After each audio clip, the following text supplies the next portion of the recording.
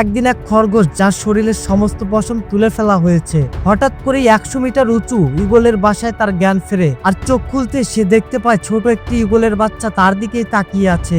সে নিজেও চিন্তিত ছিল তার ঘরে এই আজব মেহমান কিভাবে এলো। তখনই তার মনে পড়ে যায় তার মা যাওয়ার সময় তাকে রেখে গিয়েছে ওর খাবারের জন্য, কারণ মা ঈগল কিছুক্ষণ আগে খোলা আকাশে উড়ছিল যেন দ্রুত বড় হয় বাচ্চার জন্য পর্যাপ্ত খাবার ম্যানেজ করতে পারে। আর এই ছোট বাচ্চাটি প্রতিদিন প্রায় 800 গ্রাম মাংস খেয়ে ফেলে। এই পাহাড়ি এলাকায় আরো অনেক প্রাণী থাকতো। শিয়ালের পরিবার খেলা করছিল আর খরগোশের দল তার বাচ্চাদের জন্য খাবার জোগাড় করছিল। কিন্তু যখনই এই খরগোশ মা গুহা থেকে বের হয়, আকাশে উঠতে থাকা এই ঈগলের তীক্ষ্ণ দৃষ্টি তাকে দেখে ফেলে। আর ঈগল বিদ্যুতের গতিতে প্রায় 200 কিলোমিটার প্রতি ঘন্টার স্পিডে নিচে নামতে থাকে এবং খরগোশটাকে ধরে ফেলে। তারপর তাকে নিয়ে নিজের বাসায় আসে এবং পশম তুলে নিজের বাচ্চার জন্য রেখে যায়। কিন্তু তার যাবার পরে এই খরগোশের ধীরে ধীরে জ্ঞান ফিরে আসে আর রাগে খরগোশটি ছোট ঈগলকে ধরে পিটাতে থাকে, কারণ ওকে এখানে না আনা হলে ও এই সময় বাচ্চাদের সাথে নিজের গুহায় সুরক্ষিত থাকতো। তবে কিছুক্ষণ পর তার মনে পড়ে যায় ঈগল মা যদি আবার ফিরে আসে